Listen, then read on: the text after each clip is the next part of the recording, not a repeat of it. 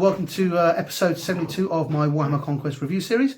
This episode will be reviewing issue 72 of Warhammer Conquest. I've already come open a bit.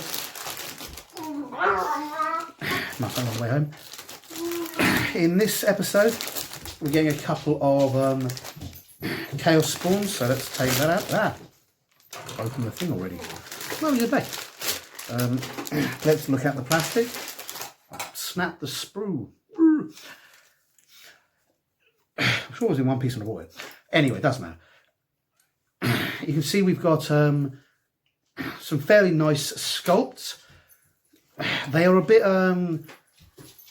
all over the place, but that's kind of the nature of Chaos Spawn. They're still vaguely humanoid, as you can see from the pictures there. They're going to harken back to the idea that they were once champions.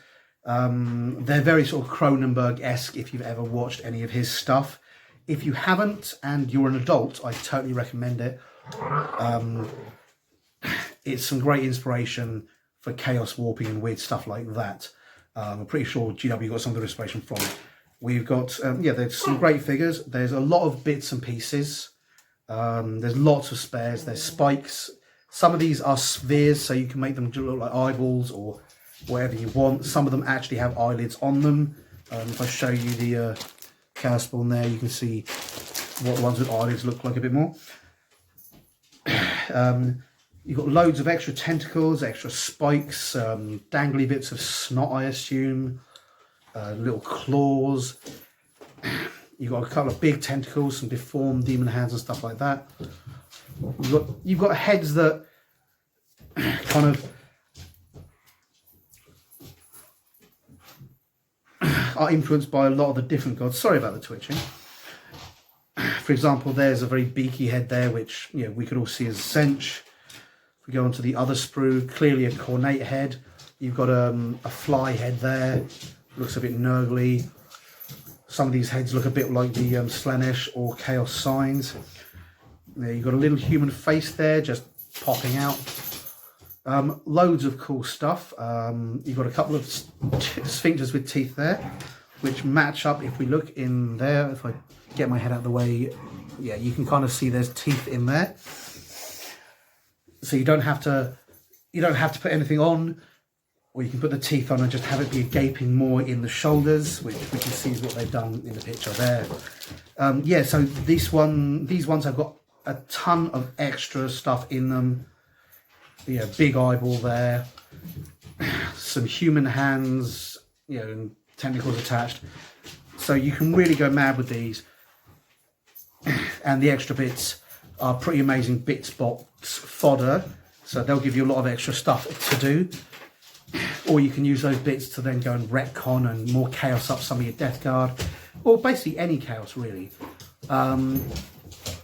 They're worth building and having. From what I understand, they're not particularly amazing on the battlefield, but some of the Chaos Champions can roll for boons. They can roll for extra stuff when on the battlefield. When they do things or kill leaders and things like that, they have the option to be blessed by the Chaos Gods, and one of those blessings can basically be a blessing overload. They've had too many gifts from Chaos and they devolve into a spawn. So having those models to replace those guys is good. I'm not sure if they're usable yet in Kill Team or in Warcry, but I'd imagine they will be at some point. They're a fairly good generic model. They are definitely usable in Age of Sigmar. So if you play any of those systems, they're worth building because they're a model that will bounce between systems. There's no guns or anything on them, so there's nothing that would make them look particularly 40k. Not that you can't add them if you want.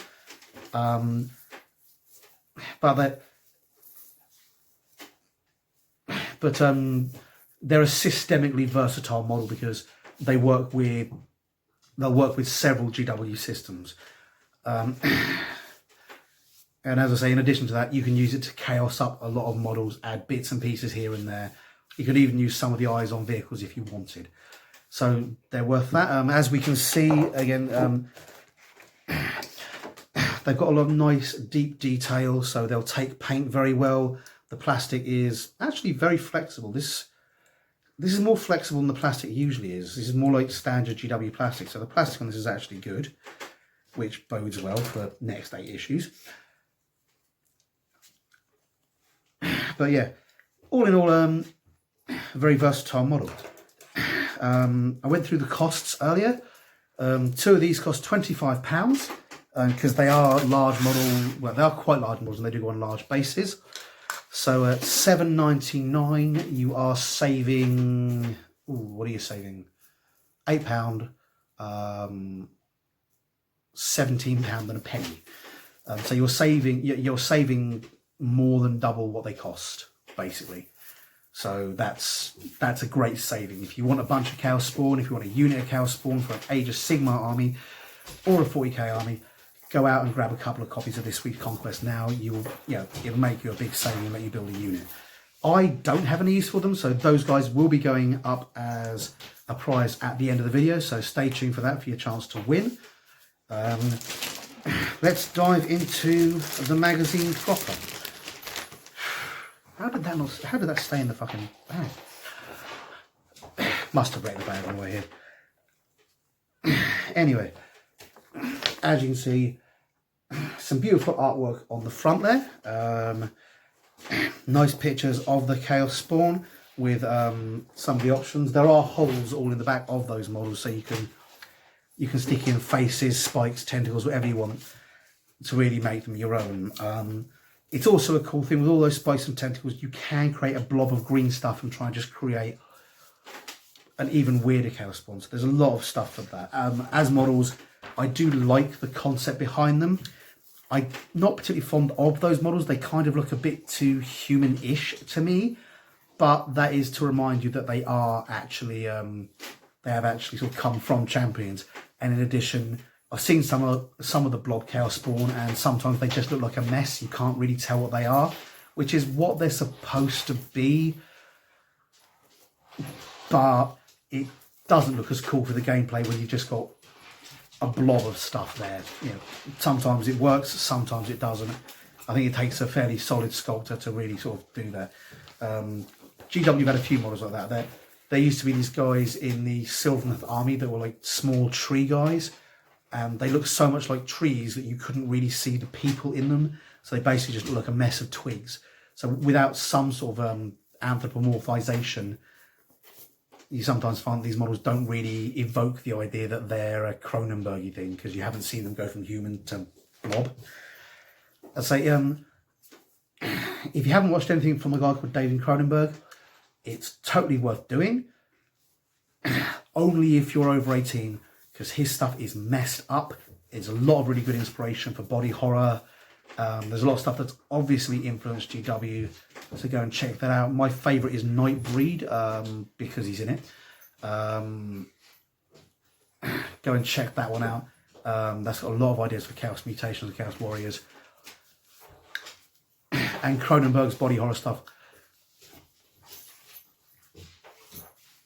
I'd say it's on par with Geiger in terms of the amount of inspiration it gives. I personally prefer Geiger's stuff, but that's because I'm an Aliens fan who isn't. But Cronenberg's stuff is massively cool. I would, as I say, if you're an adult, I totally recommend checking that out. If you're a kid, I would avoid the crap out of it. That stuff will give you nightmares for weeks. If you're an adult with a kid, don't let your kid watch it. It is messed up. Anyway.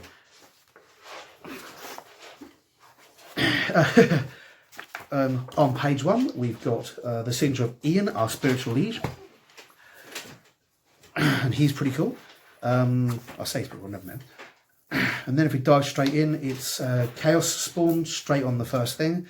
It says specifically Death Guard Chaos Spawn, but most of this applies to equally to all Chaos Spawn in whatever system they play in. I'll quickly read the blob. Most followers of the Dark Gods seek great power. A rare few will gain the gods' favour and ascend to demonhood.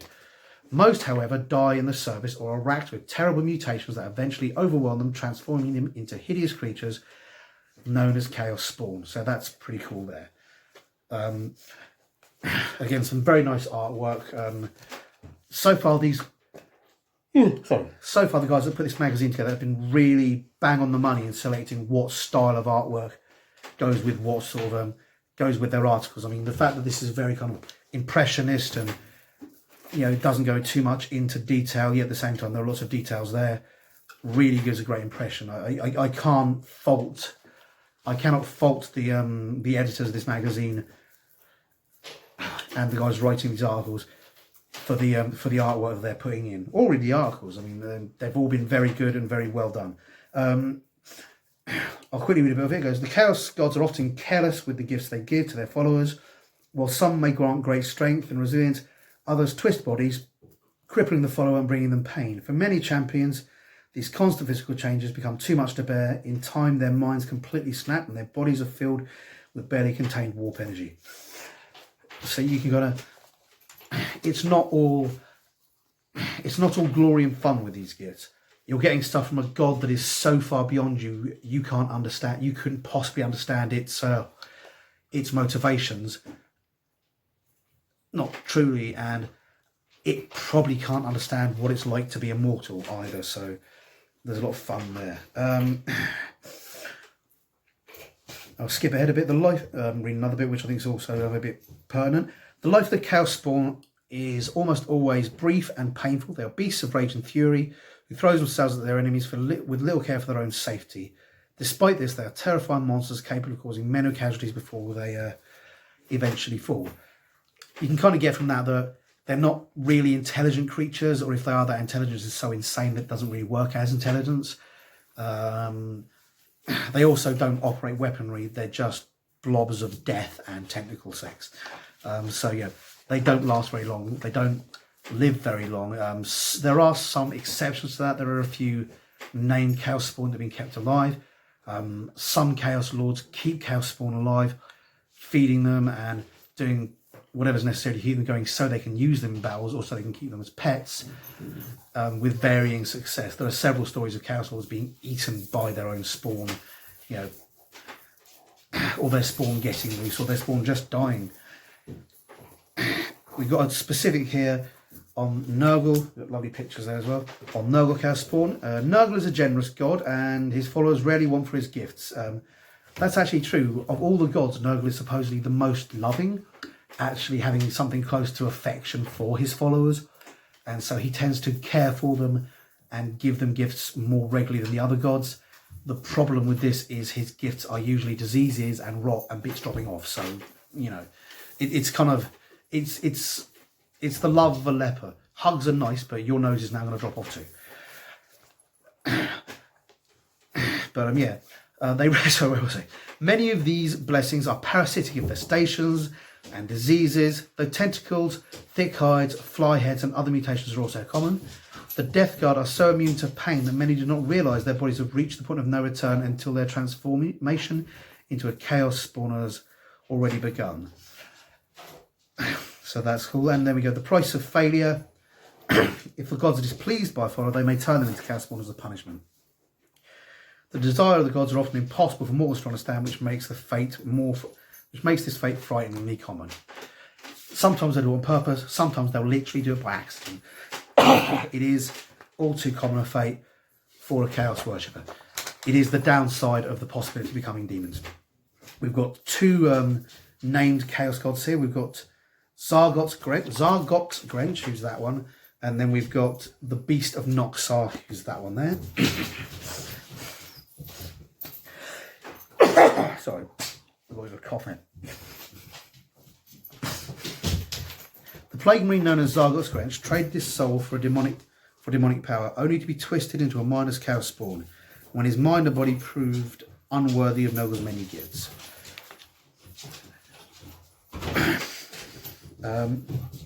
None can say when the Chaos Spawn came to be, but the twisted creature stalked the depths of the hives of Noxar. Sorry, picking my nose. The beast is covered with mutations resembling the screaming faces of his former victims. So that's pretty cool, and that's things you can do to the Chaos Spawn. Those are two sort of generic examples of Chaos Spawns. Just to give you an idea, if you check the books and the wikis, as I say, there are a couple of named Chaos Spawn in some are in fantasy and are in AOS, and some are in 40k, but there's not a lot of them. most cow spawn just die. So these two are ones that have managed to survive. You can see the Beast of Nox are somehow still surviving in the underhive. Sorry, mine two little dog spawn running around. I'm not sure if Zolus Grange survived, but he's certainly around there. Next, we move on to one of the cooler factions, Genestealer Cults. Genestealer Cults are one of my favourite. They've also a Spike and Tentacle faction, so if you're collecting Genestealer Cults, the bits left over from this box set are also going to be useful to you. From the dark depths of the shadowy streets emerge the Genestealer Cults, united in their worship of strange starborn powers. These cults grow unseen and hidden in the corners of the Imperium.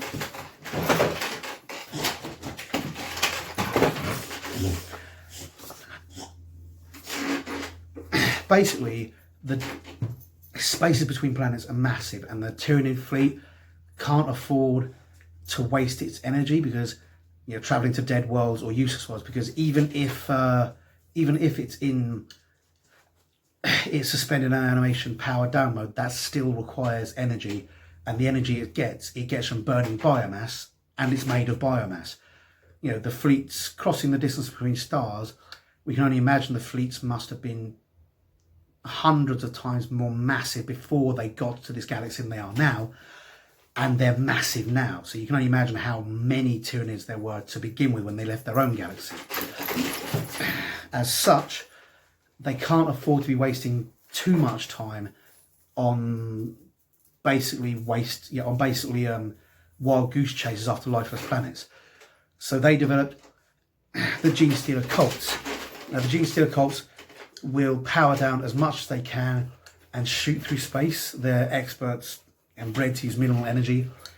They'll go onto space hulks going through the warp that use no energy, and they'll basically keep themselves powered down for as much as they can, and they get spread off in hundreds of different directions, thousands of different directions, in the hopes of finding planets. They're basically advanced scouts. Because of that, they're designed to work with whatever they've got, to make new Genestealers and hybrid Genestealers to prepare the planet for colonization. And when they get enough of them, they basically have like a massive transmitter, the Patriarch being the core of that transmitter, and the rest of the Genestealers and the Genestealer hybrids and the psychic lunar creatures they take over, I'll try that again.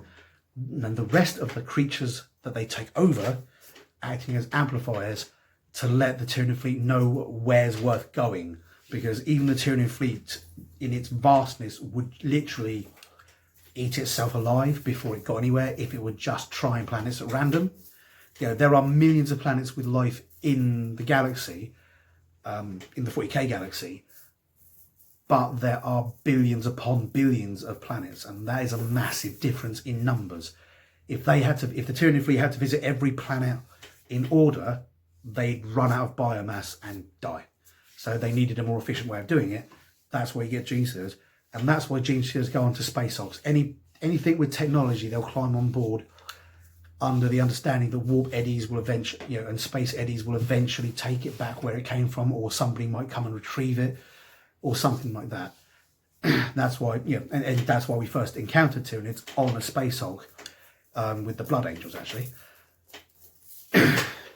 So they're basically possibly the most important part of the Tyranid thing, and because they're advanced scouts and because they work on their own, they form their own units and their own kind of society while they were awaiting the Tyranids. The reason they form cults in humanity is because humanity is prone to cults, and they're basically programmed to take advantage of whatever works best for them. So they sort of, their genetic program is what can we do to take advantage of the humanity side of the hybrids comes up with a solution. Well, cults are good, and the Tyranid side goes, yes, we'll do that then. They don't naturally make cults. I'd imagine that's part of the humanity bit, but they do naturally make kind of hives of Tyranids taking over other creatures. We've only ever seen Genestealer human hybrids. I'm wondering one day if GW are ever going to release Orc or Eldar Genestealer hybrids, or if Orcs are even susceptible. They're a fungoid life form. I don't know if you can get a half Genestealer. I'd imagine you can, because I'd imagine Genestealers have to be capable of breeding with thousands of different types of species and not just limited to a few dozen. Otherwise, again, they wouldn't work. But as such, they're one of the cooler creatures. They were originally designed by GW to be something akin to aliens, basically sort of a copyright-free version of aliens, and they were used very much in Space Hulk, which if you've ever played Space Hulk, it's basically Aliens, the movie in game form, but different enough to not violate copyright, which is one of the best, makes it one of the best games in my opinion. It's really fantastic. If you're ever in Portsmouth,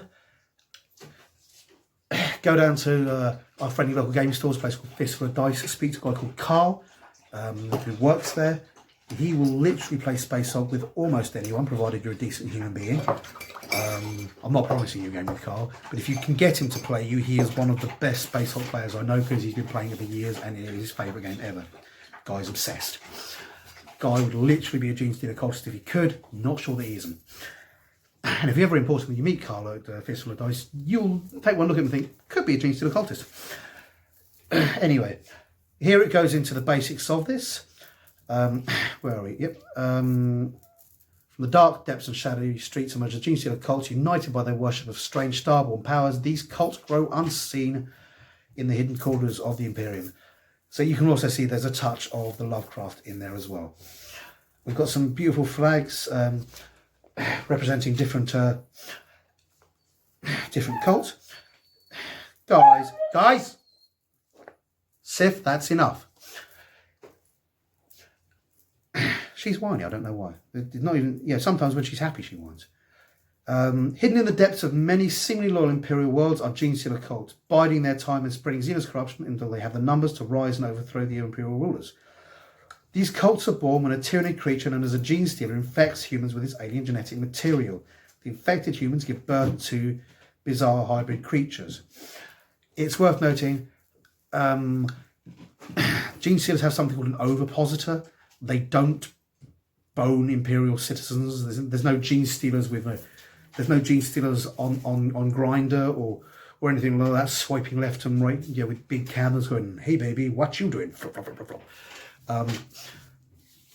Their infection process was much more akin to aliens, where they jam things down your throats. From what I understand now, it's slightly different, but it isn't violatory in that way. They're not going on speed dating or anything like that. But it does. It's it's genetically programmed to take advantage of whatever reproductive system the creatures on the planet they inhabit have. Again, I wouldn't mind it if GW brought out some alternatives. If you've ever watched the Aliens series of movies, most of the aliens go in humans, but we do get to see what the aliens look like when they go into a dog. It's very sad because the dog dies. So it's not quite upsetting, but the alien you get there is much more four-legged, and they call it a runner because it uses the genetic code of the creatures it inhabits. Gene Stealers similarly do something like that. So I wouldn't mind seeing some dog Gene Stealers or some Gene Stealers from alien creatures. We know there are different alien creatures. We know the Imperium uses cattle and livestock across its worlds to feed people, and I'm pretty sure that Gene Stealers would use that as a way to get in. So I wouldn't mind seeing some weirder creatures, but at the moment it's just human hybrids. First generation hybrids are visibly alien in origin as their infection spreads across. You can see these guys here, where they look like they're wearing clothes and have have 3 arms and they're using guns. They're hybrids. They're kind of half human, half Gene Stealer. And again, the Gene Stealers take advantage of the human half to adapt to their world. In addition to that, anyone that they breed with, they psychically connect to, so they can basically use their brains to they basically use their human developed brains that know about human technology to tell them whether or not, or to tell them what they need to do to take over human technology. Sorry, I've got a cold. I'm using Vicks. Keeps me breathing. So that's pretty impressive. However, further generations are able to pass as human and spread the cult's influence even further. Again, this is reflected in the models. You've even got Gene Stealer. You've got Gene Stealer Imperial Guard models, and you can use normal Imperial Guard models in between that. You could literally run Gene Stealer cultists as almost a pure Imperial Guard force if you wanted, and just go, oh, nobody knows they're Gene Stealer cultists. Or you can run it with Imperial Guard guys on the side as they've taken over Imperial Guard, and it works perfectly well thematically. They get a lot of Imperial Guard equipment, not all of it, but a lot of it in the in the Gene Stealer Cult Codex, because this represents them having taken over planetary PDFs, which stands for Planetary Defense Forces in 40k Henry. Sorry, again, sore throat, trying to keep going. Stop chewing my chair, you dumb dog. My dog is literally trying to eat the chair off my hand. She's 4 months old, she's teething, she's chewing on anything. That's probably why she's whining, she's probably not happy. I'll get her a chew toy in a minute. To add to the one I gave her earlier. But yeah, where was I? Yeah, they get a lot of Imperial Guard stuff, which represents them having overtaken planetary PDFs. They also get a lot of kind of substandard weaponry, like auto guns instead of las rifles and bolters. A lot of mining equipment, which they've converted to use as weaponry, which again represents them taking over the local populace and things like that. So yeah, they're pretty cool, and they've got a lot of cool, cool vehicles, and they've got a lot of cool bikes. So check out the models; they're really good. Here we've got the cycle of a brood cult. Infection vector arrives on the planet. Gene Stealers often hide away on drifting space hulks and in cargo bays of ships. Their primary goal is not to kill, but to infect their victims. Patriarch Gene Stealers arrive on the planet and go into hiding. The first Gene Stealer to infect a native life form will evolve into the Patriarch. That's because he's psychically connected, or she's psychically connected. Gene Stealers are not really male or female, but kind of a separate gender that infects and takes advantage of whatever birth cycle's in place. But they adapt their minds to the minds of whoever they take over, so that they can better understand what to do. And the first Gene Stealer to do this is going to be the most advanced along, so that's the one that's going to become the leader, because it's the first one that's going to know how to react to the planet, because it's the first one that gains kind of psychic access to the knowledge of that planet's local beings.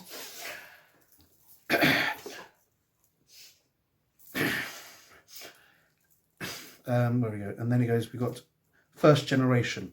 The offspring of the infected native humans are known as acolytes. They are utterly alien in appearance. Second generation hybrids are also known as acolytes. They appear only slightly less alien than the first generation. Third generation, known as neophytes. These hybrids are close to human appearance. Some can even pass for human from far away, or when their mutations are hidden by clothing. So they might have a third arm and some ridges on the head, but if they hide their arm under a cloak and wear a hat, they can kind of pass for human. But when you get close, their skin colour's off, their eyes aren't right, and you can see there's something wrong. Fourth generation, these neophytes can pass for human much more easily than the third generation, and can even infiltrate imperial society. These guys tend to look pretty much human. They might have they'd probably be completely bald. They might have a kind of ridgy forehead, but with a lot of mutations, that's not uncommon. With a hat or a wig, you won't see it. Their eyes will look human. They'll have the human number of arms. They might look a little off, but given how bad Imperial worlds can be, you're not going to notice someone that looks sick or has minor mutations. Humans often have minor mutations in hive worlds just because they are exposed to so many toxic things. So these guys, yes, there is an alienness about them, but they can pass for human. Add to that, when they infect humans, they can use actual humans for things as well. So they've got access to actual humans. And then it goes into the fifth generation, which is the coolest bit. The final generation of the brood cycle are pure strain Gene Stealers, returning the cycle to its origin. Though utterly alien, they are seen as beautiful by their parents. The Gene Stealer DNA remains hidden and dormant, allowing the human DNA to become more and more dominant until it gets to about the fifth generation. Then it completely overrides the human DNA and rewrites itself to being a pure strain Gene Stealer. The assumption is that by this time, the Gene Stealers will have enough power that they can start taking over the world, and they can start spreading it to other worlds. Also, it assumes that some of the older gene stealers may have died off. Dog! And, they'll need more numbers and more attack troops. It's got some bits here as well. So you have the gene stealer curse. Gene stealers infect native humans, guys, with their genetic code, bringing them into the cult. When they breed with something, they put some of the genetic code in there, and it does affect and change the humans a bit like a disease. Still leaving them looking human. Interbreeding. To birth each new generation, native-born humans with the gene stealer curse are needed. So they take advantage of the local breeding cycle. Cult leaders. At all generations, leaders are born as the cult needs them, ranging from powerful psychers to expert strategists, and brood brothers, Astra Militarum, infected by the gene stealer curse, are known as brood brothers. Some of them are fourth generation human looking gene stealers, others are gene stealers who've been infected by the gene stealer, by the virus, basically, by the gene stealer DNA, which acts like a virus, rewriting DNA. Worth noting that human virus is actually the normal Earth-based viruses in... Be quiet. Sif, come here. In. Now. In. Just got to get my dog. Sorry, guys. It's actually worth noting that, for any of you who don't know this, actual viruses in the real world have been known to rewrite DNA. They tend to rewrite the DNA of cells to cause those cells to reproduce the virus instead of the cells. It's one of the reasons that I think AIDS is supposedly so dangerous, because instead of making antibodies, instead of making more immune system cells, they take over the cells that make the immune system and get them to make more AIDS viruses, which is how they decimate your immune system. Instead of producing immune antibodies to fight the AIDS virus, some of these cells start producing AIDS viruses. So, messes your shit up. It's also known that humans grab DNA from loads of different places. Things you eat. You can grab the DNA from stuff you eat. It drifts into your DNA in tiny amounts that doesn't affect you, but it can drift into your reproductive DNA. Apparently, it allows creatures to adapt. They had a big worry with GMO when they first came out, because they found that human DNA that they used to increase the growth cycle of food was making its way into the trout that it was being fed to, and they were getting the human DNA, and they were worried. And then apparently what they found out is, oh shit, this happens all the time. One for the ladies. The DNA in the eggs in your my brain, fallopian tubes, that's the one. The DNA in the eggs in your uterus and fallopian tube. Uterus. That's where you keep eggs, in the uterus. Sorry, my brain is failing biology there. But, they will absorb any DNA left in there, including DNA of any former lovers. So you can end up with a boyfriend who doesn't get you pregnant. You split up with him. Years down the line, you get a kid with his hair. It's apparently incredibly rare, but it does happen. Leftover DNA from the sperm zygotes can drift into the eggs, and it's not enough DNA to fertilise the eggs, but it can end up in the egg DNA. Weird and interesting thing. That's an interesting one for you girls. Wear condoms, otherwise who knows? You might end up with a three-armed boyfriend. No, baby, whatever. Anyway, random weird genetic stuff, which I was told. I'll put a disclaimer on that. I'm not a genetic scientist. I read this in stuff that was supposedly scientifically reviewed, but it could be rubbish. Don't take my word for anything. We've got Gene Stealer Showcase here. We've got some beautiful stuff here. Worth noting, that guy is actually from the Space Wolf box set. He's quite a muscular patriarch, although the stuff still says that the patriarchs can become fat and more stagnant. I've always assumed that that's because they were turning their bodies into a giant transmitter. But you can see he's got the brain thing there. He's increasing his brain activity and his psychic powers. That's twofold. One, because he's learning from the humans that he's infected, or the creatures that he's infected. Two, because eventually when there's enough gene stealers, he basically becomes the central point in a giant gene stealer satellite dish, which transmits a signal out to the Tyranid fleet to let them know that there's a planet worth going to. It's worth noting, not all gene stealers get eaten by the Tyranid fleet. There's the Yggdrasil gene stealers who have become so mutated that the Tyranid fleet won't eat them. For fear that their mutations will negatively affect the Tyranid fleet's genetic stability. When the Tyranids turn up, it flicks a switch and all the Gene Stealers, all the Brood Brothers, all the Acolytes and Neophytes, which says kill everything and then run into the nearest pool and get melted. And that's because even the even the 5th generation, Gene Stealers have some human DNA, and they want to get that DNA. And so that all the DNA they've collected throughout all the hybrids gets absorbed by Tyranids, and all the combinations get looked at, and the Tyranids then get that. So Gene Stealers do at the end of any Tyranid invasion all die, but then again, a lot of the stuff dies at the end of you think, oh, they'll live and they'll go back into the fleet, but a lot of the time they get absorbed back into the gloop because it's more efficient. It's more efficient to absorb them down, ship the gloop back up, and then move on to the next world. Their psychic individuality gets absorbed into the hive mind. Very few of those psychic things actually return. Each little bit gets basically absorbed and broken down into the hive mind. There's a few creatures who you see, like Old One Eye, that get reused, and there's a few creatures.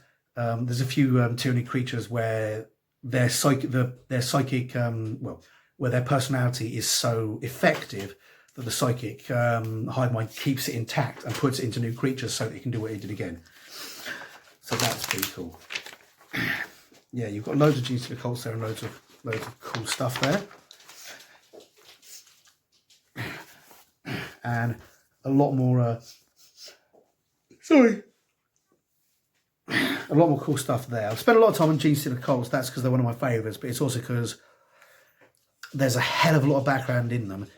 They're one of the oldest really alien creatures. But you can see there, it goes from guys that could pass for human at a big distance, look completely alien, and you've got these guys which are aberrants. Aberrants are guys where the genetic process kind of goes mental.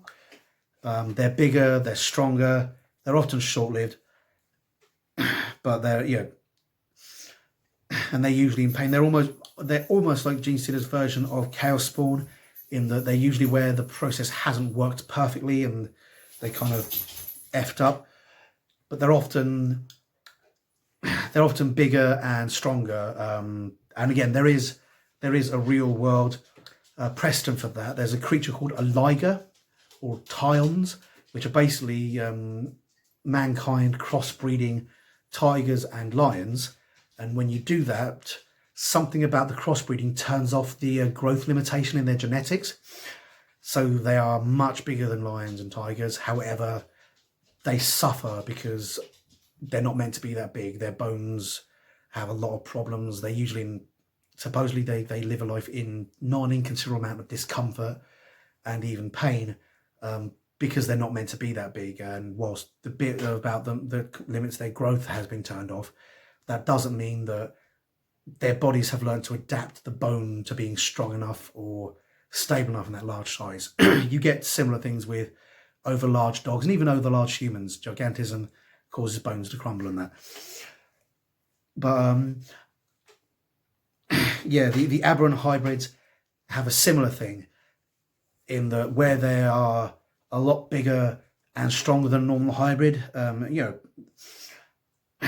almost as big and strong as a pure strain, their systems can't cope with it, and they're basically used as brute weapons to smash into the enemy until they die. You've also, so you've got some of the weirder mutations. You've got what they call metamorphs. Metamorphs are often specific adaptations.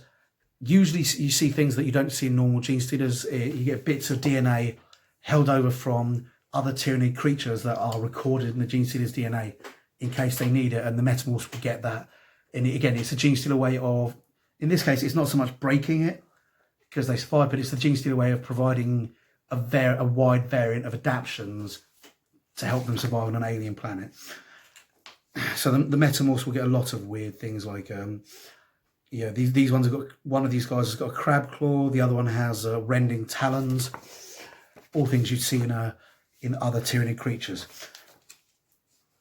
Then you've got brood brothers. You can see there, these guys look like 4th generation, slightly ribbed heads. The guys manning the gun are even less notable. So Brood Brothers can either be 4th generation or humans that have been heavily infected, but that's cool. So that's pretty nifty as well. Here you can see a lot of the cool vehicles. The bikes are, where are we? The bikes there are pretty fantastic. You've got the quad there, and you've got the big Goliath rock cutters and things like that, and like a dune buggy. A lot of the, yeah, and again, whilst they get access to military level equipment, the majority of the equipment they get access to is civilian equipment that they've gotten, that they grabbed. Basically, they get whatever they can. If they take over a mining community, they get mining vehicles. If they took over Tokyo Drift, they get drift cars. So that's all. That's all pretty cool. And you might think, well, you know, don't a lot of them get killed? And the answer is yes, they do, but they don't care because they don't even have to win. All they have to do is mess up the defenses and weaken them so that the Tyranid fleet can win. They're going to die anyway, so, you know, when they get absorbed by the fleet, so dying in battle and then having their corpse absorbed by the fleet, winning a battle and then having their living body absorbed by the fleet, it's kind of much the same either way.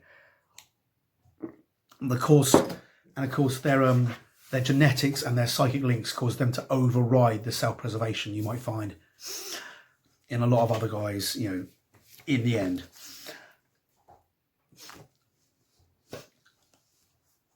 Although when the Hive Fleet is far away, they do act in a more humanised way. Next, we've got the Stormhawk Interceptor, which is, I think, my favourite Marine flyer. Stalking in. I'll try that again. Sorry guys, sometimes the Tourette's, I get a twitch in my tongue and my mouth at the same time I'm trying to speak. It makes speaking an interesting thing. Stormhawk Interceptors, it's a fudge. Third time's a charm. The Stormhawk Interceptor is the main fighting craft in the Space Marine Army. It excels at aerial combat, stopping enemy fighters from strafing ground troops and shooting down bombers before they can unleash their deadly cargo. I always think it's one of the first ones you'd want to buy if you've got a Space Marine thing, simply because it's a counter aerial unit. So if you've got a Stormhawk Interceptor or two, you can use them to prevent your opponent using their aerial units if they've got ground attacks. So, you know, it keeps the rest of your army safe. That's why I always think go for that one first. Because if you've got no air transport, if you've got no ground attack vehicles, that's fine. You can use your ground guys. You can use your ground transport to transport and your ground guys to attack the ground.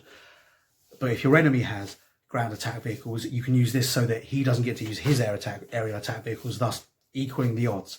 Ideally, what you want is air attack vehicles, ground attack vehicles, and air transports. But like many people out there, I'm working on a limited budget, so I just went for neutralising other flyers first, and then I'll worry about getting other stuff second. It goes on. It's got these little bars that give you an idea of the comparative strengths. Squadrons of Stormhawk Interceptors are launched from orbiting warships to streak through the planet's atmosphere, straight into battle. Very close related to the Storm Talonpan, Stormhawk Interceptors are specialised gunships that are designed for aerial combat. These high-altitude fighter craft dominate the aerial theatre of war. Their frontal armour and massive firepower makes them excellent at dogfighting.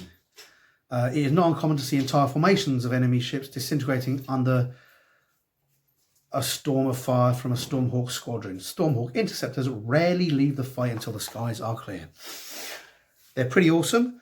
They are jets. They don't work as interplanetary or spacecraft as some of the other Imperial fighters do. But these guys are pretty cool. Here we can see a couple of Stormhawks taking on an Orc fighter. So that's pretty cool. In most of the magazines and comics and books you read, the Imperial fighter are better, but the Orc fighters are insane. So you tend to get an Imperial fighter will take down 10 Orc fighters, but there'll be 200 Orc fighters, and the Orc fighters one of them will just ram into the fighter and take it down. Sif, get in. You've been out 5 times. You don't need a poo. And if you poo on the carpet, I shall be sad. Right, we've got markings and colourings there. We'll tell you a lot about them. Squadrons are distinguished by their markings. Coloured markings on the canopy and wings of each craft show each pilot. So you can see which vehicles are which there. If you think sort of World War II vehicles, that's kind of what you're looking at. You know, big strips of lines and big circular patterns. These are massive things with jet engines. No one's going to not see them coming. They might be able to avoid technology, but eventually you're just going to be able to see them. So they're not too worried about camouflage. So they're pretty cool. They come with the variant of loadouts. You can equip them for air-to-air combat. Specifically, you can equip them to offer ground support a little bit more because they have various loadouts. And what you want to do, again, will depend on what battlefield role you want them to fulfill. As I said, I go for the area of combat because where I've got minimal money, what I want is something that just keeps my... Excuse me. That just keeps my ground troops alive and lets them do their job. Okay, next we've got the Chaos Spawn, the how-to build. Obviously, clipper safety in case somebody loses an arm.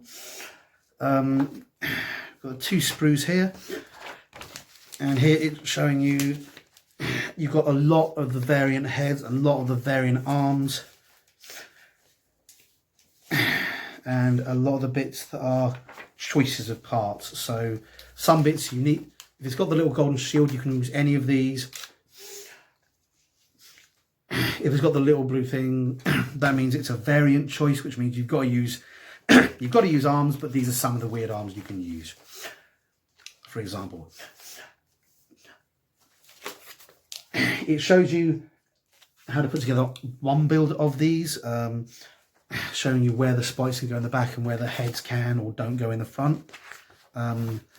It's got another variant there of one of the others, but again, you've got a lot of options and you can really go crazy with these models, and you will be left over. You will be left with a lot of bits afterwards. So yeah, they're a great one for the bits box. If you collect Chaos or Tyranids or Gene Stealer Colts that are going to use weird stuff like that, if you're just collecting them on Marines, yeah, you can use them for stuff, but it's weird. We've got the painting guide, and again with Chaos Spawn you can really go crazy, do whatever you want.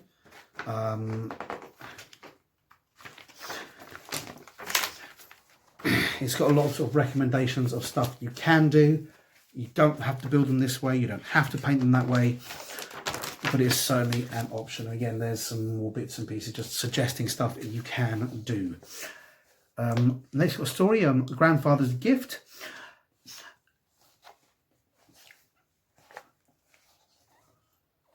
There's a lot of cool stuff there.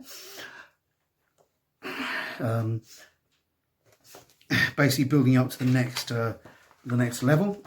Then what have we got? We've got Hunt the Spawn. So here we go.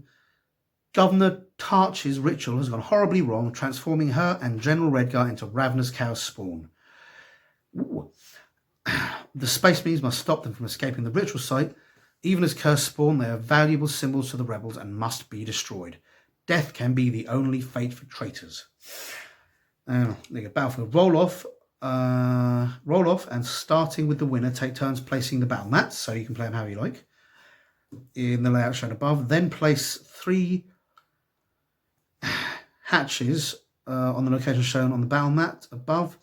When the hatches have been placed, set up the rest of your terrain in an agreed manner. Refer to tutorial 21 if you need help doing so. That's back a couple of issues, but yeah, you basically set them up in the long way. Which is how they've been doing most of them. The armies, one player selects a battle-forged army of Death Guard miniatures. The other player selects a battle-forged army of Space Marine miniatures. The Death Guard player must include the following units in their army roster: 2 Chaos Spawn and 10 Chaos Cultists with a maximum power rating of 40. So you've got to have the Spawn, because they're the guys you're hunting. You've got to have the Cultists, because they're the guys that perform the ritual. But other than that, you're free to have help. You're free to have whatever you want, provided it fits into a battle-forged army. Deployment. The Death Guard deploy the Chaos Spawn and the Chaos Cultist in the ritual site, which is in the middle there.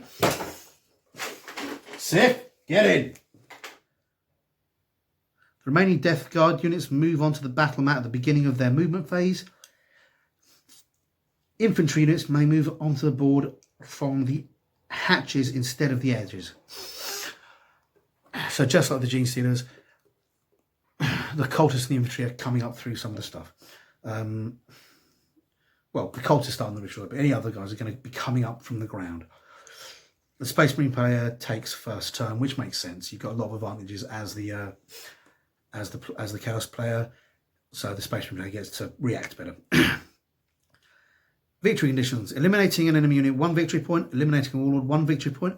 If both Chaos Spawn are eliminated, the Space Marine player gains 3 victory points. The Death Guard player gains 1 victory point for each model slain by a Chaos Spawn. So it encourages you to use both, but you've got to kind of, as the Death Guard player, you've got to catch a tricky balance. If you expose the Chaos Spawn to too much danger, they will get killed and you'll be giving them away. If you just hide them behind the rest of the army, you could end up losing victory points. Sorry, my dog's doing something out there. The game lasts for 5 rounds. And here we've got the Chaos Spawn stats. Again, it's got a blank back like most of the stats. Excuse me a second, I'm just going to get my dog again. Never work with children or animals, they said. Anyway, here we are. I'm going to go through the Chaos Spawn stats, which are pretty chunky. Movement 7, so they're quite fast. Weapon skill 4, no ballistic skill. So it's ballistic skill dash. Strength 5, toughness 5, so they're stronger and tougher than your average unit. Wounds 4, which is respectable. D6 attacks, which is obviously going to average out on 3. Well, 3.5. Well, it's averaged out between 3 and 4. So that's, again, that's a respectable number of attacks depending on your dice roll. Leadership 9, because they're insane, and a 5+ save, which is mostly down to them being mostly, they might not necessarily even have vital organs anymore, so hitting one's going to be problematic. This unit contains 1 spawn. It can include 4 additional Chaos Spawn, power rating 2+ per model. Each Chaos Spawn, come here, attacks with hideous mutations. So the base unit cost is 2 power, and each model gives you an additional 2 power. So you're not gaining or saving everything with additional units, so that's pretty balanced. The weapons they've got are hideous mutations, which are range melee, type melee, strength user, AP -2, which isn't bad. Means it can means it's got a reasonable chance of damaging things in armor, even Space Marines. Fearsome. Units within 1 inch of an enemy spawn must subtract 1 from their leadership. So that's going to be useful in conjunction with some of the other things, particularly. And mutated beyond reason. When a unit of Chaos Spawn makes its close combat attack, roll a d3 and consult the table. So the d3 results are 1. Razor Claws. The hideous mutation of all Chaos Spawn in the unit have an AP of -4 to the end of the fight phase. Grasping Pseudopods. Each Chaos Spawn unit in the unit adds 2 to its attack characteristics to the end of the fight phase. Toxic Hemorrhage. You can re-roll failed wound rolls for this unit until the end of the fight phase. Yeah, basically that just means like acid for blood or disease for blood or something like that. So a cool thing you can do if you want is magnetize some of the Chaos Spawn's joints to represent claws, tentacles, or bleeding, depending on what you fancy. Or you can just assume they have it as it changes. So that's pretty cool. It's a respectable little unit. Not the best, not the worst. And if you're playing Chaos, something you want to keep, because some of the Chaos tables allow for mutations and things like that. Obviously, we haven't had those in Conquest. You'll probably have to buy the magazine to get that. Again, it's I'm aware that previously when I was looking at these, it looked like the vehicle was going to be out soon. But it doesn't look like the Impulsor vehicle is going to be out yet, or within the next couple of weeks. Looking at the back of this, so we still got that to look forward to. It's going to take up potentially four magazines, so they're going to have to start it soon. Maybe they'll do it to go out of the bank. I don't know at this point, but keep an eye out with your news agents, because Like I say, the prediction I think was for about week 74 or 75. No, sorry, yeah, the prediction was within the next couple of weeks, but we're not seeing it yet. Or rather, I think it was for this week initially. But anyway, let's look at the back, which I know some of the bits actually you guys like. Next week we've got technical paint. So it's going to be one of the less financially viable or less financially rewarding issues. Not quite as much value for money, but the technical paints are good. I'd recommend, even if you don't get the issue, getting the technical paints, particularly if you're playing a Death Guard, because nickel and oxide makes a great copper oxide. It's basically what it is. It's a copper oxide pattern. The blue rust you get on copper pipes, or if you're American, the Statue of Liberty. The Statue of Liberty was built out of brass and copper with steel inside. That's why she's green. And the reason they picked it is because copper only tends to rust to a certain extent. It doesn't tend to rust through. It just gets oxidation. It more gets oxidation on the surface, which is why inside she's a beautiful shade of copper, of brown or copper, and on the outside she's this wonderful shade of green. So, yeah, get nickel oxide if you're a patriot. And then you've got Nurgle's Rot, which is a similar sort of colour to the Death Guard, only it's thick and gloopy and snotty, and it looks like slime. So that's a lot of fun to play with. The issue 73, is going to cover obviously Nurgle's Rot and Nihilic Oxide. Nihilic Oxide. Nihilic? There you go. I'm pronouncing it right now. Maybe. It's also going to cover Imperial Knights, which are amazing. You're going to want to see what those are. And new stratagems for your game.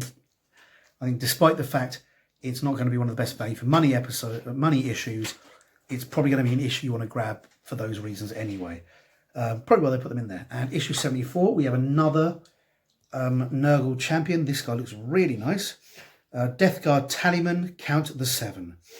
For those of you unaware, Nurgle's demons, his middle-level demons are called Plague Bearers, but they're also known as the Tallyman of Nurgle. They're basically like a civil service that keeps count of his diseases, his followers. They make an endless, it's an endless, continuous count of things. And one of the reasons they get so angry is because people won't stay still, so it makes it hard to count. It's not based on real civil services, but rather the idea of kind of the overreaching faceless civil service that got expressed a lot in the 80s, in the architecture of the 80s, and a lot in the movies and films of the 80s, where the civil service was just this sort of grey, grinding, soulless thing, which I know a few civil servants, they're actually nice people.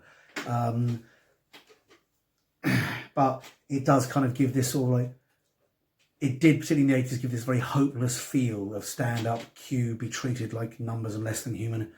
From what I understand, a lot of the people on Universal Credit and things like that are starting to feel a bit like that. I know a lot of the members of the civil service try and avoid that. A lot of members of people like the JSA and that try and avoid that. And the DWP and that try and avoid that. But yeah, when you've got to do the same thing every day, it can be a bit dehumanising. Most of them, as I say, I know are actually nice people. But I mean, yeah, if you ever watched Brazil, which is what's his name, Terry Gilliam movie, or if you watch read 1984, it's really got a lot of that in there. You know, the state is this nameless thing, and it's hopeless, and it's infectious and stuff like that. So that's why that, and because GW very much built most of itself in the 80s, that's why that's kind of got co-opted. So you get the Tallyman Nurgle as middle level demons, and you also get the Tallyman of Nurgle, the Death Guard Tallyman, who perform a similar function from what I understand. They catalogue and tally diseases and things like that. So there's another cool champion. In that issue, they're covering the Death Guard Tallyman, obviously, the Sergeant Kronos and the Space Marine Eliminators. I don't know how much that model costs, but I'm willing to bet it costs more than the magazine. So you're going to save more money with that magazine. So that's pretty cool. I hope you guys enjoyed that, and I'll see you next week. Hey guys, I'm slightly back. I completely walked off there and forgot to do the competition because I've got a dozen things to do today. Our washing machine broke, our cat flap broke, and my wife broke. And we had to throw out a rug because the new dog made a mess of it. So we're getting a lot of replacements, very busy day. Too busy focusing on other things, my apologies. I didn't do the competition. So if you want to win these, make a comment below the video. Please be gentle. And next week, I will send those out in the post to a randomly selected person from the comments. Hope you guys enjoyed this, and sorry about that. Hi guys, hope you enjoyed that video, and if you did, remember to like and subscribe to my channel. I'm also on Facebook and Twitter. Not sure why, but I am. So if you like it, see me there, and please tell your friends. Thanks very much. Bye.